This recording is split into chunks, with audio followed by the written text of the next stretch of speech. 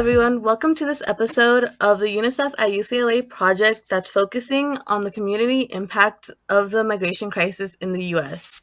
My name is Brenda Martinez, and I'm here with Alejandra Montes to talk about it.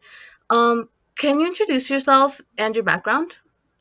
Hello, everyone. My name is Alejandra Montes. I am a high school teacher in Northern California for a very small school with about 1,000 students. 35% of them are Hispanic. And I am just so privileged to be here. I myself am an immigrant. I was born and raised in Mexico. Then I immigrated to United States, lived in Pasadena, California, in Southern California for about 9 years, and then came to Northern California to for college, and then I've been here ever since. I have had the privilege to work in various schools for grades kindergarten to 12th grade. So um,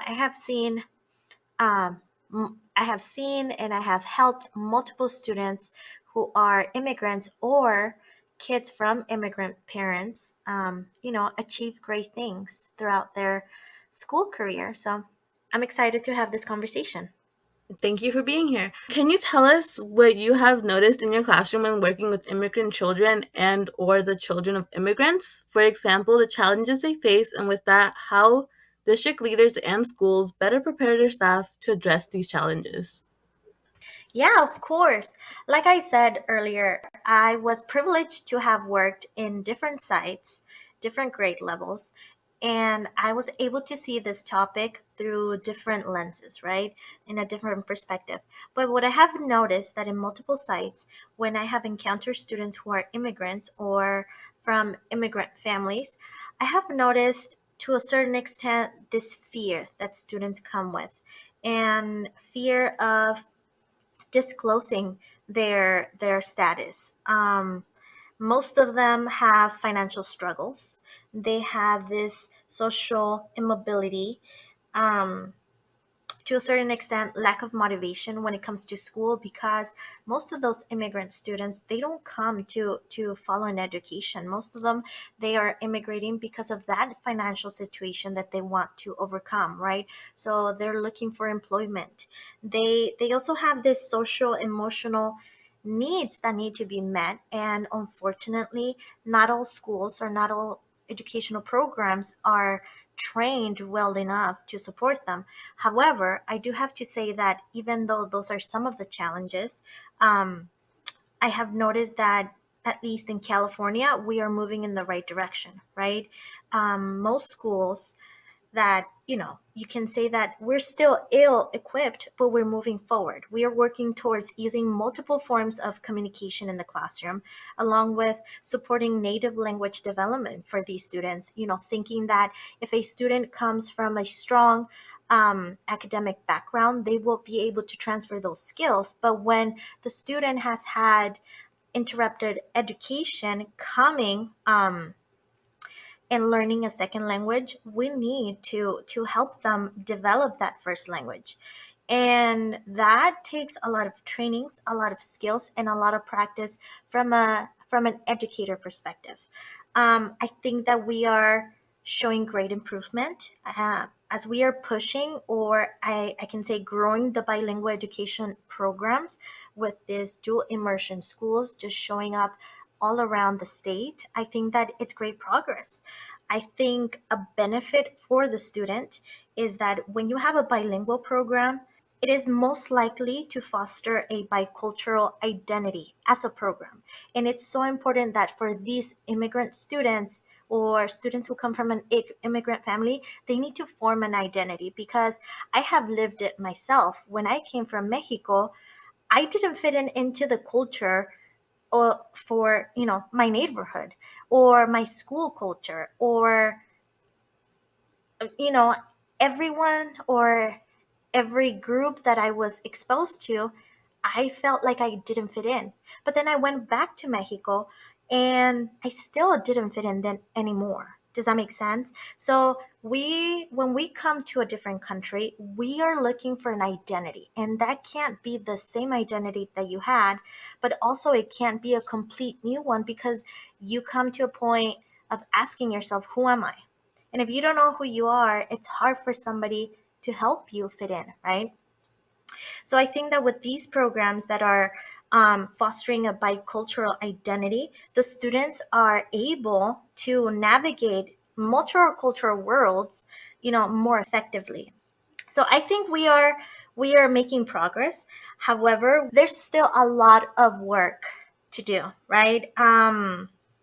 Personally, I have had the opportunity to work mainly with the Latino population, and I identify with them even when my story is as unique as it can be. It's still very similar to what my students have experienced. And you know in every site that I have worked, I have come across very different situations.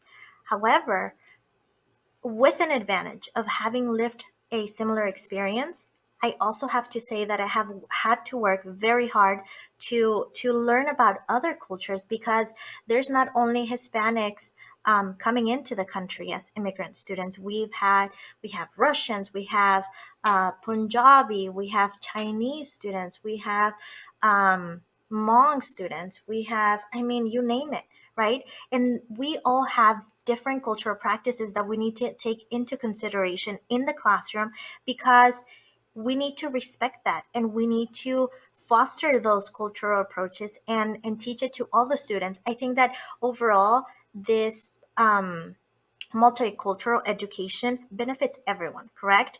But um, in order to have that student feel part of the conversation, feel part of the classroom and the community, and for them to learn, we need to value and appreciate their cultural practices, and we have to make them as normal in the classroom as possible. I guess to continue, another challenge that I've noticed is that for some of us who are undocumented or have relatives who are undocumented, we are very fearful of disclosing that information.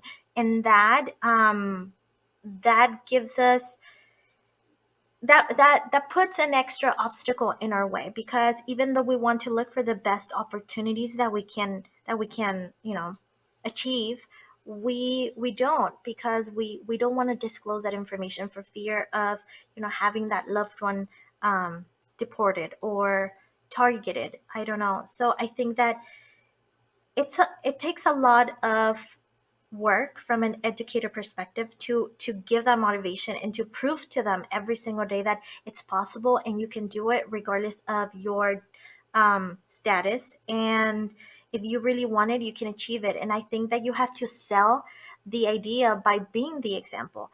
Again, I am so thankful that I can be that example, right? I was an immigrant. I come from a family similar to them. And I mean, we're not even getting into the fear of the family, right? Because families have such a role when it comes to this fear of how much can you get? How much can you go after, right?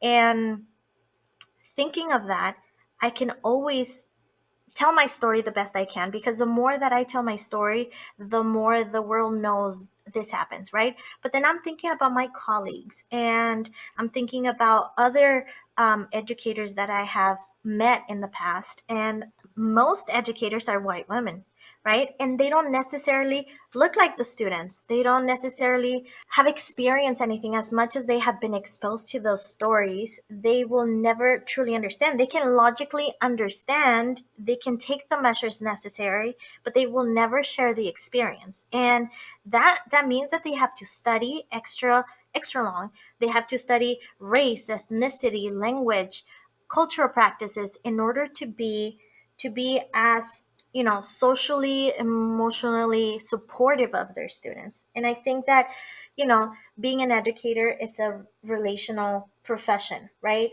Without strong social emotional support, students cannot learn, and without connecting to their students, the teachers cannot teach. So I mean, again, I feel that my role as a teacher who is an immigrant, who has lived a shared experience, is to be that role model for them, right? And to push them to get to wherever they want to be. I feel I need to motivate them, and I need to prove to them that dream that they have, they can achieve. I want them to go after their goals. I want them to set goals. I want them to think that, even though they had to leave their house, they had to leave their relatives, they had to leave their loved ones behind, or their family had to do that for them, they can still, think of a future where it will all make sense and it will all seem like it was worth it. And I think that as human beings, we all want to know that what we're doing, all of our struggles, it's worth it. And for all students who are immigrants, and as difficult as it is, everything, it's worth it. And we need to keep on going, because if somebody did it, so can we. And it's not stopping here. This is just the beginning, right? That's what we want from them. And I think that we just need to keep supporting them. Us as educators and students, we just need to keep trying. But you know what? Even though we're always going to have flaws in our system, because education is not one size fits all, I do want to come back and think that we are making progress, and we have to be optimistic, and we have to continue. I don't want to say fighting, but yes, fighting to have these conversations. And I think that as educators, as students, as school leaders, and just school staff and parents. Also, I want to invite parents. We need to be, um, committed to the difficult conversations about difference and change, and how to move towards a more multicultural approach in education, right? Because imagine how awesome the world would be. Imagine how awesome the United States will be. I think that dual immersion schools are great, and I keep on seeing them in more languages the more that I am exposed to them. But I think that it shouldn't stop there. It needs to keep on going. Definitely, let's think that it's happening. I see more educators wanting to learn and wanting to take into consideration these students, and they're all of our students. They're not just my students, your students, right? We are all here because we all belong here, right? And I think we're moving in the right direction. And let's take our responsibility and keep pushing for more programs that support our immigrant students and our immigrant families, not only in schools but also in the community, because once they feel part of the community, then the community grows together. Thank you so much for sharing. Personally, as the daughter of an immigrant, there has been times where I felt that there's two different identities. One that like the me at school, and then one with the me at home. At school, it's usually the thing with trying to fit in with my classmates and identifying with their culture and the things that they have mentioned, and trying to find like connections through that and adapting my interests to like fit the interests that are like common at school. And then at home, it's more focused on my family, on taking care of my siblings, helping out with that, and as well as ensuring that I'm able to continue my schoolwork without much help at home.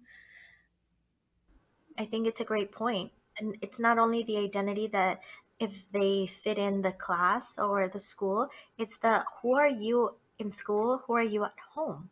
Like even with the name, right? I grew up in the US schooling system as Alejandra, right? But at home, I'm Alejandra, and I go to Starbucks and you don't even want to know my name, right? So it's all part of your identity, and if you need to know who you are so that you can push yourself to be who you want to be. But I appreciate so much that you thought of me to have this conversation, and I look forward to having more of these. So thank you so much, Brenda, for your time and giving me the platform to speak about this. Thank you for joining me and agreeing to be a part of this interview. It was nice talking to you again. Yeah, same. Same. Thank you. And yeah, let's not make this one the last one. Thank you so much.